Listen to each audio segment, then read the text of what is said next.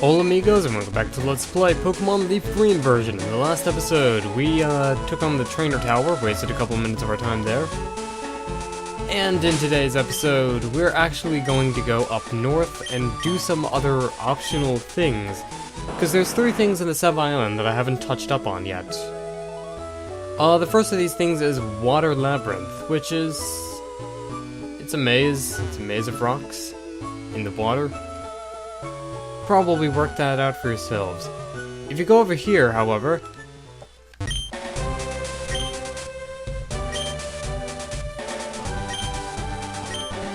this man will give you an egg. This egg will actually hatch into the Pokemon Togepi, and you can only get it if you've got only 5 or less occupied slots in the party. You have to have a Pokemon in your PC, or something. You can't have a full party, otherwise you no get egg. And I've just been surprised attacked by a trainer. That's alright, I guess. You know, we can get some battles out of the way here and there. It's nothing we can't really handle. So, how are you guys doing today? It's pretty close to Christmas, actually. By the time I'm recording this, and it should be up on the 23rd. I'm recording this on the 23rd as well, so this is actually me abiding by schedule. Haha!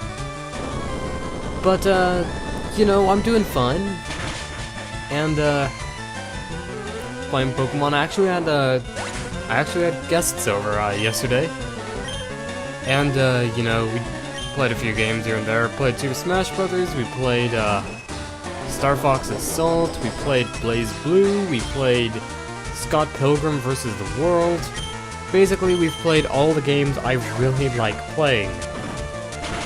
I mean, they were all multiplayer, and we did some co-op stuff with Scott Pilgrim, so that's alright.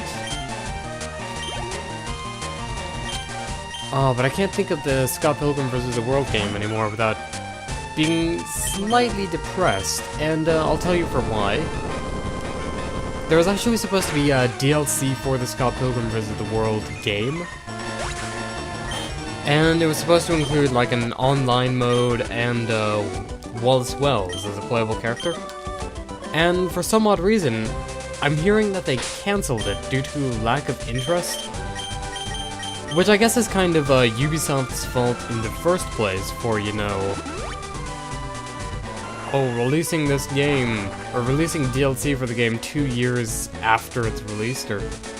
when was this Scott Pilgrim game released? I think it was 2010.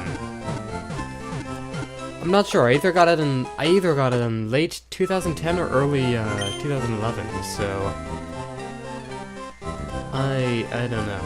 But either way, I'm majorly bummed that they don't have the DLC for it and stuff, or if they've canceled it, because the trophy data on the PlayStation Network, it still has places for the DLC. So those are trophies that we can't really get at the moment, because apparently what I keep hearing is that there's no DLC for the game anymore. That's pretty sad. Anyway, the other business we have to do is actually on 6th Island, and shouldn't be all too bad. So we go to 6th Island right here. And, you know, we can always go to Water Path to go down to Ruin Valley. But what happens if we go north on Water Path? Well, there's trainers for us to avoid, and trainers for us to randomly get into battles with. Aw, don't be hating. At least I can appreciate the humor in some of the writing in this game. Also, I will be hating as much as I will. As much as I can. Because... Shockwave. Ha ha ha ha. Ho ho ho ho. Go as far as to say, hee hee hee hee. Yes, you have been destroyed in one hit. You're a Gyarados and you are smelly, Irish, and you don't have a hat. I don't know what that has to do with anything. Oh no no no. Don't like seeing swimmers because they don't give you much money. Anyway, we can go into this house. I have no idea what's in this house, actually. I see. 67 inches. That's 5'7". I think that's how tall I am as well. So we've just encountered me in game. Wow, I'm short. Okay, so that house over there. You wanted the ultimate horn. May as well explain it after this battle. Right, this house right here, it has no significance to the plot. But if you come back to the house with a Heracross, sorry, she'll actually, measure it and will give you items if the Heracross is big enough. I don't actually know what determines the size of a man's Heracross, and I'm pretty sure it's not the size of a man's Heracross that matters, but how he uses the horn. Anyway, we found an elixir over here after making, you know, wanton innuendo. And what say we go to the next area? Oh, berry patch. Keep on being distracted. Green path, and if we go into green path, we can go to Pattern Bush. It's like Viridian Forest, only shit. And we can bypass the majority of it. Okay, that's out of the way. Another trainer. I'm going to avoid her, probably. Maybe I'll fight her on the way back. I don't know, Repel's effect wore off, and she... I like how she kinda turned and noticed that. It's nifty. Thank you, Nintendo. I'm finally getting noticed by girls because of you. Oh ho ho ho. Maybe it's not just due to the fact that I'm a spurging loser who's never gonna get a date.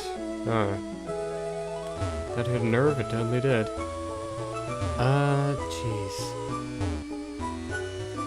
Anyway, Outcast Island is the next area we need to go to. It's not an important area. But it does have some things to it. Like this item ball, for instance. We went the wrong way, but, you know. Items. Items are important. I really hate how there's nothing like... Okay, in Pokemon Black and White, you can actually, well, I'll cover it later, I guess, when the repel wears off, but... Altering Cave, this is the last area in the Sevi Islands we need to go to. It's got the Moon music. And it actually doesn't have any significance whatsoever. The only Pokemon you can catch in here is Wild Zubat at the moment. As you can see. Wild Zubat.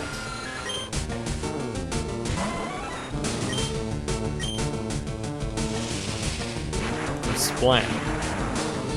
But, the thing is, if you come back here after getting certain mystery gifts, then the Pokemon around here change, and you can catch Pokemon that are, somewhat exclusive to this game, and, I think they appear in Pokemon Colosseum XD as well.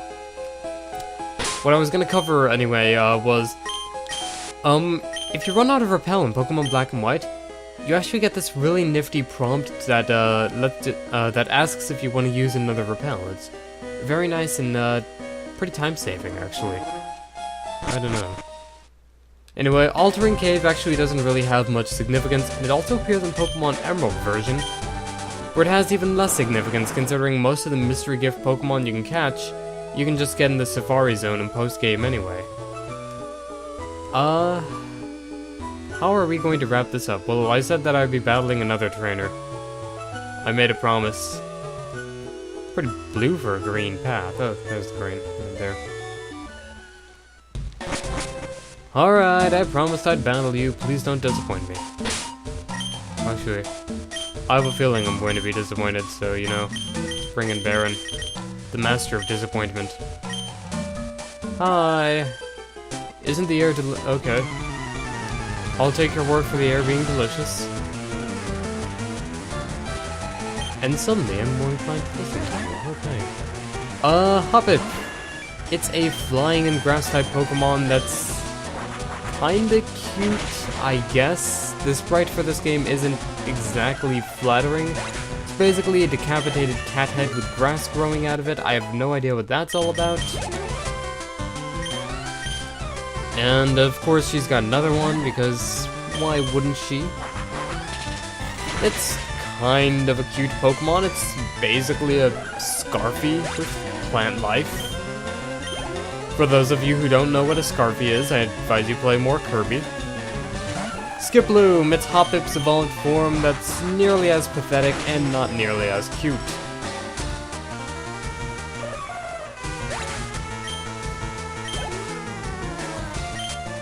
And of course another Skiploom, because why would you fully evolve your Pokemon? Ah, silly girl. You're not even a clever girl, you're just a silly girl. And that beats last Dahlia or Diala or something, I don't know. I'm gonna make Fretzy Prey references. Do you have anything else to say? Can't exhale any more than you have clean air, you know, refreshing. Okay, I guess there's just people. There's people in the world. Annoyed with all the other people in the world. And involved. Oh man, I was, what was I making a reference to that Song of All Things? Anyway, we're basically done with our business on the Sevii Islands. We've, you know, turned in the Sapphire, we've beaten Trainer Tower, we've unlocked the ability to catch the unknown, we've explored every area that we can possibly go to. I did miss a few items in Lost Cave, but I'm not really sweating all over that. It's mainly just breeding items that I really won't have too much of a need for, and other silly things like, you know, a rare candy that we don't really have much of a need for. So let's say we go to Vermilion City. Not because there's anything of real significance over here either, but actually I'm wondering if what we can do in Cerulean City is all opened up now. Because there's something we can do kinda north of Cerulean City, and I don't know if it's actually... It is accessible. I have no idea if we should do it or not, but... maybe we should. But I'll be saving that... I'll be saving that for the next episode. I feel like, you know, this is a short episode, and maybe you guys don't really like that kind of thing, but I feel like cutting the video here because the next area does take a while. It's gonna be great experience points for the Elite Four refights, but it does take a while, so I don't want to tack it on to another, you know, 10 minutes or however long this video is going to be at the finish of it. So you know what, I've been wasting you guys' time. I'll see you guys later. This is Tails5 Raga signing out. Take care, everyone.